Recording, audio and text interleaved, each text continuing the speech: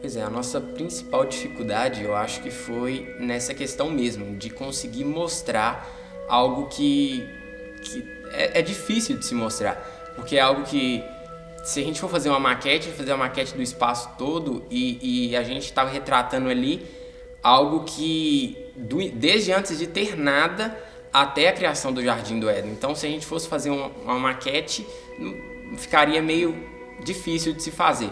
Aí o meio mais fácil que a gente conseguiu de fazer era através do vídeo, que a nossa intenção era trazer a pessoa para dentro da criação.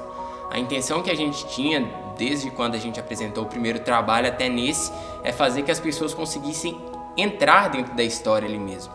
E eu acho que até nesse trabalho a principal dificuldade foi a gente organizar isso. Como que a gente ia conseguir levar as pessoas para entrar dentro do trabalho, para parecer que elas estão lá mesmo. Daí a gente teve a ideia de colocar aqueles monitores e fones individuais para que quem queira ver um dia veja esse dia, quem queira ver o outro dia veja, para que a gente não precise, para que todos que entrassem ali eles pudessem ter um pouco da experiência. Talvez não teria tempo para assistir tudo, mas sairia dali vendo a experiência de pelo menos um dia da criação. Esse tema criação do mundo tem várias ramificações, né? Tem várias pessoas que tiram daqui um pouquinho da história, tiram daqui um pouquinho da outra história, principalmente cientistas e religiosos. São os criacionistas e os evolucionistas. E eu acho que esse trabalho que fizemos através da base no profeta e tirando também algo da ciência, claro que nada que fira a palavra, eu acho que foi algo muito edificante. Por pegarmos parte que é da ciência e parte que é do profeta e conseguir trazer aquilo a algo que realmente se ligou. Tem explicações que a ciência não traz, ela não consegue trazer como se originou, como que um átomo explodiu. E o profeta vem e nos traz que foi Deus que criou, que fez com que aquele átomo explodisse, e aquilo era a palavra. Eu acho que isso que foi algo que mais relevante do nosso grupo, do nosso trabalho, é trazer toda a história, trazer todo esse conteúdo, mesmo sendo científico e espiritual, dentro de um tema, dentro de um trabalho. A Torre de Babel foi que ela tem dois lados, assim como muitas coisas na Bíblia, que é o lado natural, que a Bíblia propriamente enfatiza, que é a questão da construção, ela dá detalhes de como foi feita essa construção, e o lado espiritual. Então, nós tentamos resumir o trabalho para mostrar esse lado natural, mostrando muitas coisas que as pessoas às vezes não sabem sobre o trabalho, mas também dando muitos detalhes espirituais que o profeta dá em mensagens, informações pontuais que às vezes não são tão fáceis de achar, só quando você está estudando um tema mesmo que essas informações vêm à tona. Então, a gente tentou mostrar isso, que a Torre de Babel, ela realmente existiu, foi uma construção, mas que ela também representou o início de um espírito, que é o espírito depois do dilúvio, que é quando o homem tenta se colocar no lugar de Deus, com a liderança dela, que foi Nimrod, e mostrar a importância dela durante toda a história, porque Gênesis é o livro das sementes. Então, como Torre de Babel está dentro desse livro, ali tem o surgimento de um espírito que depois vem trabalhando dentro das nações e principalmente depois ele vai se refletir muito no catolicismo. Por exemplo, a questão da Trindade que surgiu na Torre de Babel com a figura de Nimrod, sua esposa e seu filho.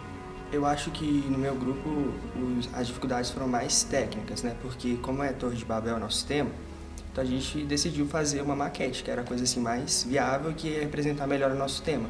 E aí também ia dar uma abertura para a gente poder falar do lado mais espiritual do tema. Então, assim, a gente ficou com muita dificuldade na questão de tentar achar um material que fosse bom para fazer a maquete, no preço mais acessível para todo mundo do grupo.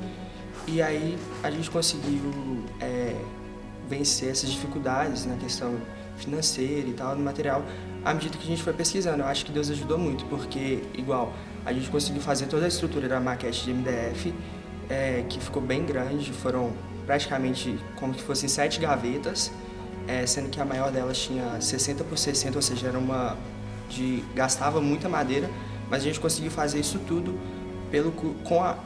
já pronto. A gente encomendou essas gavetas pelo custo só do material, porque a gente olhou para comprar a chapa e aí depois eu olhei numa madeireira quanto que ficava para fazer e ficou mais ou menos o mesmo preço. E aí a gente conseguiu fazer o nosso trabalho sem gastar muito com uma qualidade boa. Acho que assim, essa foi uma das maiores dificuldades que a gente enfrentou. Mesmo que às vezes eles possam trazer um pouco de cansaço físico mesmo, assim, desgaste, ou até mesmo um grande desgaste psicológico, porque a preocupação é muito grande. Eu mesmo, na sexta-feira, antes de apresentar o trabalho, eu estava com um desgaste psicológico meio alto, né, de preocupação se tudo ia dar certo. Mas eu acho que isso é muito importante porque exercita, sabe, a questão da responsabilidade, de aprender coisas novas, igual. Eu nunca tinha feito uma maquete como eu fiz, aprender novas habilidades. Eu creio que esse trabalho ajudou a crescer um pouco nesses sentidos. O primeiro problema que a gente teve foi montar a maquete, é claro, né? Por causa que a gente já tinha a ideia em mente, só que a gente não sabia como passar isso, montar tudo isso. Aí, durante o decorrer do tempo, cada um dava uma ideia e tal. Na verdade, a gente juntava, reunia aqui na igreja, nos sábados, e cada um fazia uma coisa. Por exemplo, um recortava, outro fazia a forma das cabaninhas, outros colavam a areia, que foi um trabalho também muito difícil. As tribos de Israel, nosso trabalho era logo após quando o povo de Israel saiu do Egito. Aí era a organização deles no deserto, e justamente isso, a imagem que, quando olhada de cima, formava uma cruz e tal. Cada acampamento tinha o seu líder, que era Judá, Rúben, Simeão e Efraim. O que eu achei mais importante assim foi justamente os 4 seres viventes organizados em torno do tabernáculo, simbolizando o Novo Testamento, a cruz, o Calvário, né? O leão, a águia, o boi e o homem, formando, simbolizando, tipificando o querubim, né? Que tinha as 4 faces. Isso eu achei muito importante. E também teve também um ponto que me chamou muita atenção, foi o Urim Tumim no peitoral do sacerdote, que quando você chegava para o sacerdote com algum sonho, queria interpretação daquilo, quisesse saber que era verdadeiro mesmo, ou você chegava para o sacerdote, perguntava, e se aquilo era verdadeiro, brilhava e formava as cores das pedras, formava o arco-íris em cor de âmbar. Eu acho que foi muito bom, foi de muita edificação o trabalho todo em geral, não só no meu grupo, mas o principal foi o companheirismo, assim, pessoas que eu não conhecia, passei a conversar e tudo mais. Também o aprendizado que a gente teve que buscar, pesquisar na Bíblia, na mensagem, até na internet. Isso foi muito bom, a gente aprendeu bastante com isso. A questão da dificuldade que nós encontramos no nosso trabalho foi em relação ao tema, em questão de como poder estar apresentando em relação ao povo de Deus, porque muita coisa a gente sabe sobre o Egito, porque o Egito é um país que está aí até hoje, mas a gente tinha que achar um jeito de desvincular essa imagem que as pessoas têm do Egito como aquela cultura que tem, para mostrar mais o povo de Deus. A história do povo de Deus que conta no Êxodo, em Números também, e achar o conteúdo que desse, porque a ideia inicial era a seguinte: como nós vamos apresentar numa exposição, como o mundo lá fora apresenta para o país para fora. Uma exposição da cultura, com múmias, com relíquias antigas. Então a gente queria trazer um pouco dessa forma de exposição, mas expor realmente a história do povo de Deus. Então seria basicamente um museu que a gente iria montar. E aí, mas o que teria dentro do museu, que foi mais a nossa dificuldade? O que a gente vai colocar? E aí a gente procurou conteúdos, e a dificuldade foi em achar o conteúdo, porque não tem escrito, só tem uma estela que eles encontraram falando uma das pragas, então não tem imagens. Então procurar isso, a gente teve que cavar muito até encontrar algo que desse para as pessoas terem mesmo essa experiência. Inicialmente foi muito difícil mesmo, até ver a maneira que cada um trabalha, né? Porque foi um novo grupo, porque antes a gente tinha feito o trabalho, a história do povo de Deus, aí depois trocamos o grupo assim para fazer essas exposições, né? Aí de inicial foi um pouco complicado, porque aí você tinha que acostumar com cada maneira que um trabalhava, e logo após isso a gente teve muito problema em que expor, por causa que o tema assim, profetas do Velho Testamento é muito amplo, porque nós não poderíamos trazer coisas de cada profeta, e assim, não tinha um em específico. Então a gente foi tentando tirar proveito de cada profeta, assim, o que a gente poderia expor ali. Acabou tendo a ideia dos pergaminhos, que cada profeta escrevia um livro ali, aí a gente poria uma parte dele no livro ali, que a gente fez um pergaminho, e também o relógio de sol, porque a gente foi lembrando do relógio de Acas, e isso foi dando trabalho porque a gente teve que serrar o relógio, teve que pintar ele, teve muito trabalho com os papéis, impressões que tivemos que fazer para os pergaminhos. Isso foi dando muito trabalho também, que foi muito bom mesmo o trabalho em si, né? A gente aprendeu bastante coisa sobre o tema mesmo em si. Antes eu tinha trabalhado no outro trabalho antes, eu tinha sido de outro grupo e agora eu tinha pegado esse tema e foi muito bom que eu aprofundei bastante, e os outros integrantes do grupo também ajudaram bastante com conhecimentos. Você, através de cada um, via formas diferentes ali sobre o tema. Isso foi muito edificante também. Um companheirismo foi muito bom, porque às vezes muitos não puderam vir, mas tínhamos reuniões e aqui a gente acabava reunindo, discutindo sobre o tema e também sobre as exposições, trabalhando, fazendo os pergaminhos ali. Foi muito bom também. Isso ajuda muito um jovem, ainda mais nesse tempo, porque como sou um jovem, a gente passa no mundo muitas dificuldades, espiritualmente falando ali também, porque é uma pressão muito grande, e através desses trabalhos a gente vê a dedicação dos próprios líderes ali, que eles estão em cima da gente, querendo que a gente aprenda, que se envolva mais com o tema, porque isso é muito bom. Quando você se envolve realmente, você sai deste mundo, você entra em um outro nível espiritual e você acaba crescendo espiritualmente. Isso é muito bom. Porque quando você quando você começa a pesquisar e se aprofundar em algum tema específico, como eu fiz, isso abrange muitas áreas, e você trazendo para os dias atuais, você vai pondo isso na sua vida e você vai crescendo um pouco mais, espiritualmente falando também. Você tem conhecimentos, mas ali você se envolve mais com a palavra e isso te ajuda muito, bastante. O tema tabernáculo, ele abrange assim, a gente pode pegar vários pontos e investir naquilo. Então, pra gente a maior dificuldade foi conseguir focar numa ideia só, porque vinham várias ideias e aí a gente colocou todas as ideias e colocou os prós e os contras. E quando a gente decidiu fazer o trabalho da maquete, a princípio a gente ficou com medo de mas será que a gente vai dar conta?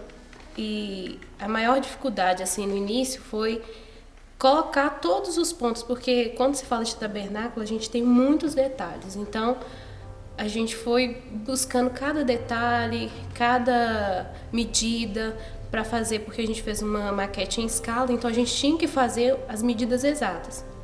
Depois, partindo desse ponto, a maior dificuldade foi encontrar os materiais para a gente montar a maquete, porque lojas físicas não tinham e também a gente não encontrava na internet.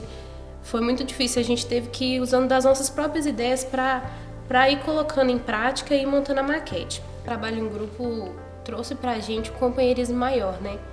Porque numa igreja com mais de 1.500 membros é muito difícil a gente sempre ter contato com todo mundo. Então, como o trabalho em grupo, a gente ficou conhecendo melhor as outras pessoas da mocidade, outros jovens assim, que a gente falava, nossa, eu imaginava que você era de uma forma.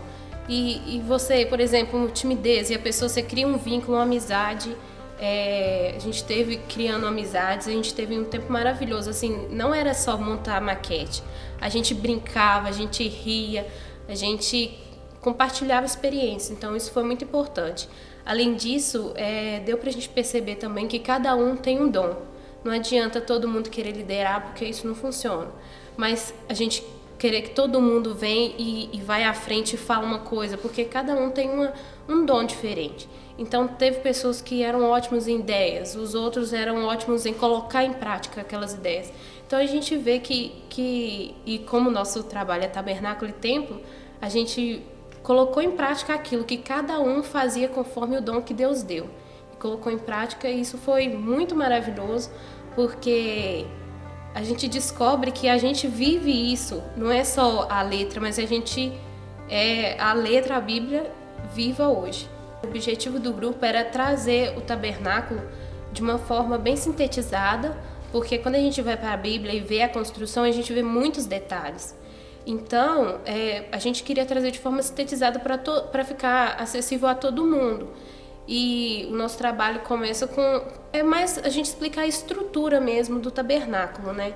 Do átrio exterior, chegando no segundo átrio, terceiro átrio, seus móveis e algumas representações, igual o átrio exterior, que é o julgamento, primeira pessoa era julgada. Depois, no segundo átrio, a gente tem móveis que são feitos de madeira e de ouro, e o profeta fala que a madeira é a humanidade, o ouro é a divindade. Então, era Deus cobrindo a humanidade. Isso foi muito legal a gente aprender isso. E também, no último átrio, a arca. E a arca em si, a caixa dela era de madeira e de ouro também, representando a mesma coisa, só que em cima ela era de ouro puro, mostrando a divindade. E também uma coisa que foi muito importante pra gente, que a gente aprendeu e foi muito legal, foi as peles, que a gente foi pesquisando, lendo na Bíblia, e a gente, como que a gente vai fazer? E a gente conseguiu trazer essa representação pra maquete das 3 peles e a cortina, e muita gente ficou surpresa, então era desse jeito que era, porque ninguém imagina que por trás daquela cobertura marrom, que era a de texugo, ainda existia uma cor vermelha, que era a cobertura de cordeiro, uma cor meio bege, que era de cabra, e ainda por cima o linho fino torcido, que eram 4 cores nele. Então foi uma coisa muito legal a gente trazer também o que estava dentro da arca, não só o que estava dentro, mas o que aquilo representava. Foi muito importante para poder trazer para o povo de forma sintetizada, porque a gente lê e muitas vezes detalhes, não sei quantos côvados, cada detalhe tinha um côvado, e isso para a pessoa muitas vezes é difícil dela absorver aquilo, mas a gente trazendo na maquete, a gente conseguiu colocar, por exemplo, o átrio exterior, colocou aquelas cortinas, e as pessoas conseguiram ver de uma forma mais clara como é que era o tabernáculo. A nossa ideia era fazer como se fosse uma linha do tempo. Não, por exemplo, mostrar só isso que representa a dispensação gentílica, mas mostrar uma linha do tempo, porque a dispensação gentílica é basicamente a história do povo de Deus. A gente queria mostrar todas as etapas, como teve no nosso tema, incluiu a Torre de Babel, a cidade de Babilônia. Aí a gente juntou tudo e tentou fazer uma linha do tempo. Mas o que a gente mais teve preocupação no início era de como passar para as pessoas, porque às vezes eu perguntava as pessoas perguntavam qual que é o seu grupo? E eu falava dispensação gentílica. Só que muita gente ficava assim, não sei o que é, pouca gente sabia o que realmente era, e a gente teve essa dificuldade, como é que eu vou mostrar para a pessoa realmente entender, realmente ter completa compreensão sobre o nosso tema. Foi assim, um sentimento que a gente não tem palavra, mas eu fiquei muito grata porque no mês de janeiro, um pouco antes do trabalho, eu tava assim, meu Deus, podia tanto aparecer alguém para pregar sobre, né, pelo menos 70 semanas de Daniel, porque era muito difícil achar. Aí teve um sábado que eu fiquei assim, até mandei mensagem para a Lídia, eu falei assim, Lídia, a gente não acha nada que alguém pregou sobre isso. Eu até comentei com ela, falei assim, podia tanto aparecer alguém assim, Deus tocar no coração para pregar. Aí justamente no outro culto o pastor pregou sobre as 70 semanas de Daniel. Para mim foi uma satisfação muito grande, porque eu vi que estava sendo muito feito da vontade de Deus.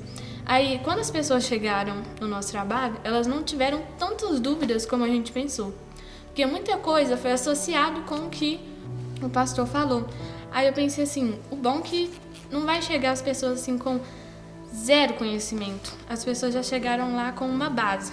Aí foi muito gratificante ver as pessoas terminando de entender a dispensação gentílica.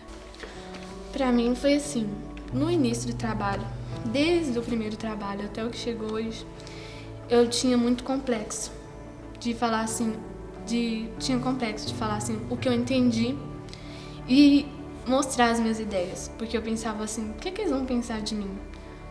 Aí, nesse outro trabalho que foi escolhido, eu só via gente sendo escolhido mais velho. Aí eu tinha muito complexo, eu ficava assim, só gente assim, que eu pensava assim, tem mais sabedoria que eu, tem mais compreensão do que eu na mensagem. Eu tinha muito complexo e esse trabalho me ajudou muito a acabar com essa barreira do complexo, de realmente expressar a minha ideia, mesmo que eu pensasse assim, pode ser boba, mas a minha ideia boba pode ajudar a despertar uma ideia boa em outra pessoa que tenha mais conhecimento.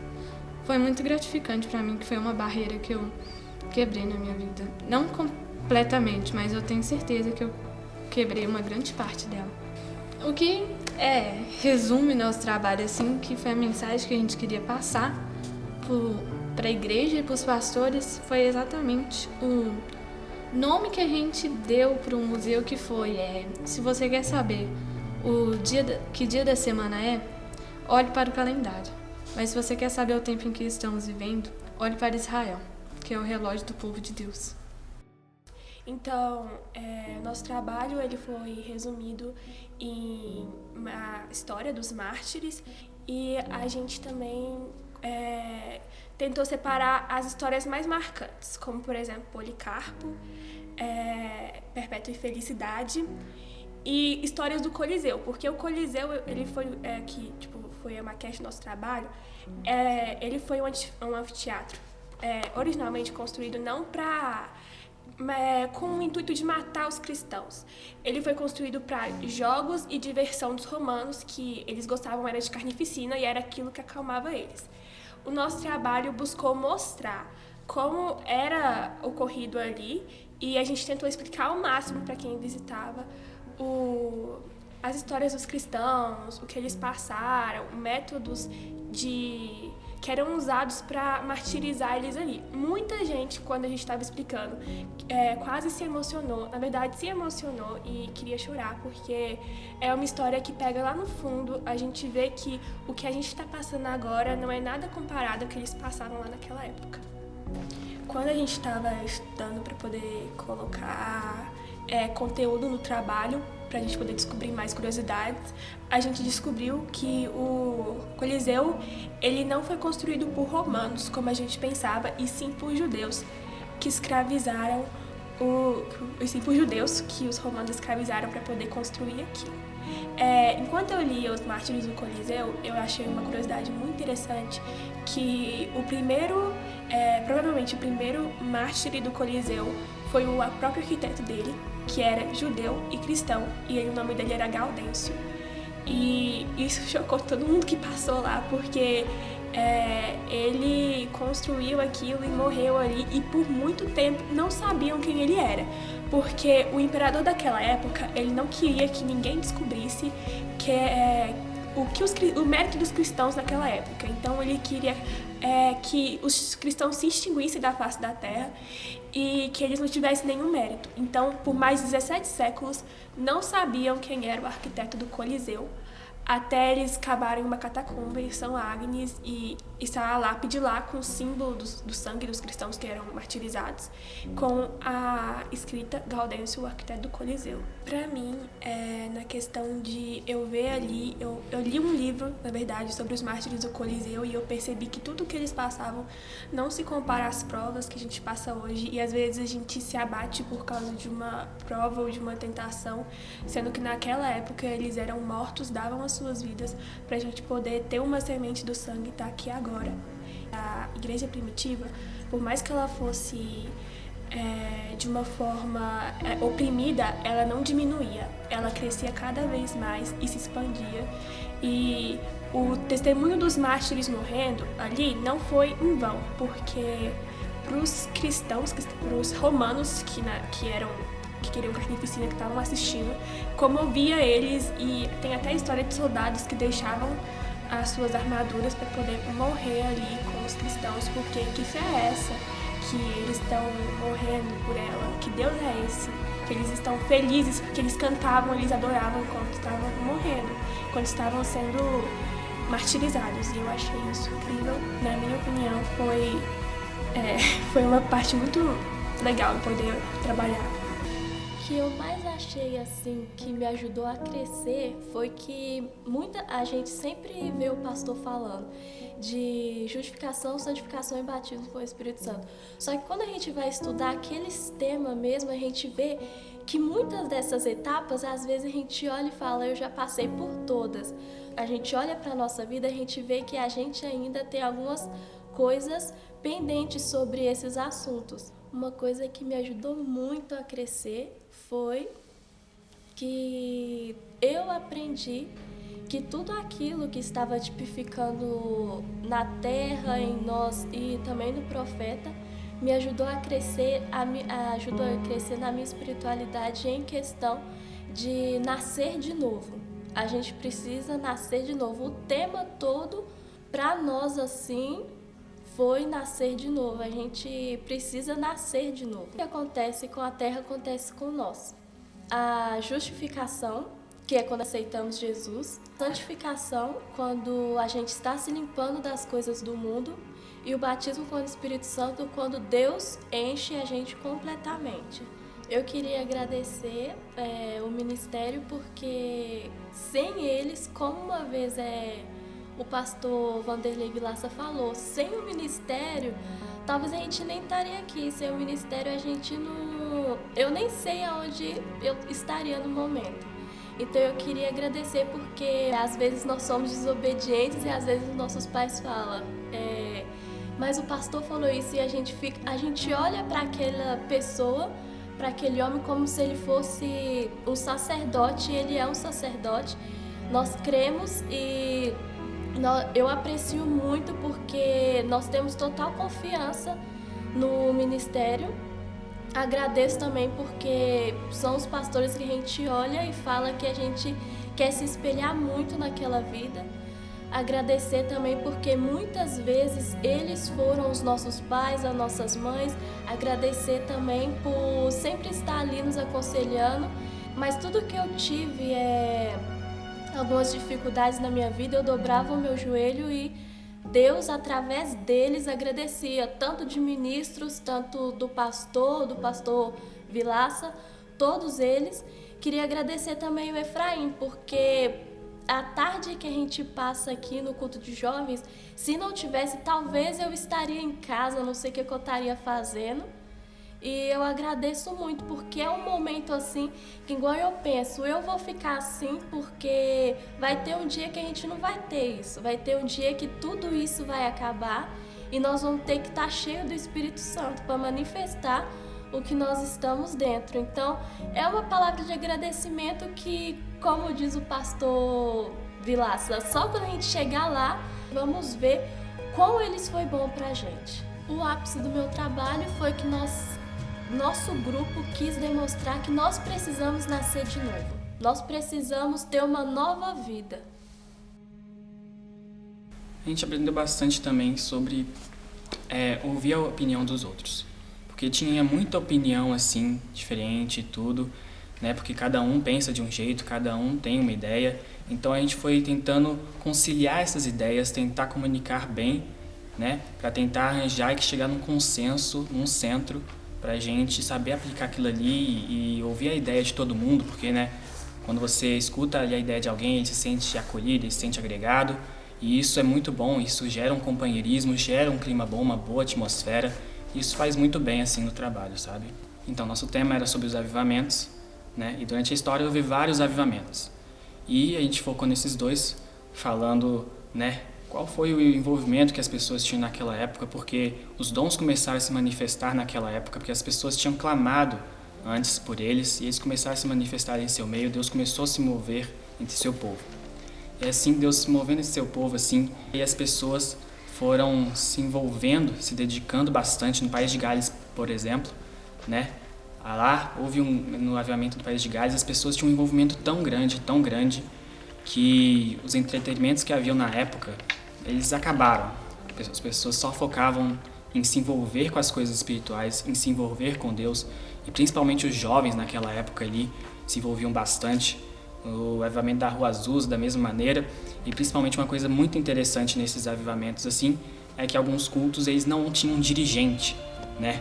Era tudo aleatoriamente, não aleatoriamente, mas tudo direcionado assim através de Deus, tudo em ordem, pacificamente. Se alguém quisesse subir lá, cantar, cantava, aí saía, aí quietamente alguém ia lá, pregava, ia dessa maneira, era inspirado o que havia ali. Uma coisa que eu acho que é muito marcante assim, que eu vi assim, foi o envolvimento propriamente dos jovens nesses avivamentos assim, que se envolveram muito, se dedicaram. Por exemplo, no País de Gales, né? Era um envolvimento muito grande, ele foi muito difundido pelos próprios jovens. Havia reuniões tanto dentro de alguns lugares quanto fora, reuniões até de crianças. Então, tipo, o envolvimento que eles tinham lá era incrível, era muito maravilhoso, porque eles tinham um foco nisso. Então, acho que uma coisa que a gente tem que ter é tipo focar na palavra, se entregar a ela, que Evan Roberts mesmo, ele teve um sonho que era Deus chamando ele, né, para voltar para o seu país e começar esse avivamento, porque ele tinha esse desejo dentro de si. E assim ele foi lá e ele foi ensinando eles, foi passando o que ele tinha para eles, e ele falava: arrependam-se, né? E voltem, se integrem completamente a Deus. Então eu acho que tipo, eles se entregaram completamente, é uma coisa que eu acho maravilhosa, porque o que nós necessitamos é nos entregarmos a Deus, é deixar aquilo que todos os nossos pensamentos de lado e nos entregarmos a Ele. Entende? Esses avivamentos realmente mostravam isso, Deus vivificando o seu povo, fazendo o seu povo se envolver com Ele, se dedicar, desejar cada vez mais dEle, e eu achei isso muito maravilhoso, e eu acho que isso resume bem o tema, assim, tocando nesse ponto. Nós fizemos vários painéis, colocamos várias fotos, fizemos uma linha do tempo onde começou desde a data onde teve a profecia no culto do irmão Brana para o Brasil até os dias de hoje, que a gente recebeu a abertura, e fomos colocando pequenas coisas que simbolizavam, como rádio, fotos de pessoas que foram importantes, movimentos que foram importantes, pastores que foram importantes para tanto como a chegada da mensagem no Brasil, como na abertura para a nossa igreja em particular também. Eu acho que o que mais impressionou de tudo foi desde o início do percurso, como Deus veio cuidando para ela chegar em nós intactas, porque houve vários movimentos que, se eles pegassem e a mensagem fosse exposta, talvez hoje nós não teríamos a mensagem. Então Deus veio protegendo em cada detalhe, cada pequenas coisas para chegar onde nós estamos hoje. Eu creio que foi o trabalho árduo de todas as pessoas que receberam de primeira mão, que eles largaram tudo. Eles simplesmente começaram a vida deles do zero e aceitaram a palavra de coração aberto, porque se eles não tivessem aceitado, talvez a gente não estaria com ela hoje. Nós somos frutos de um trabalho muito árduo que eles tiveram lá.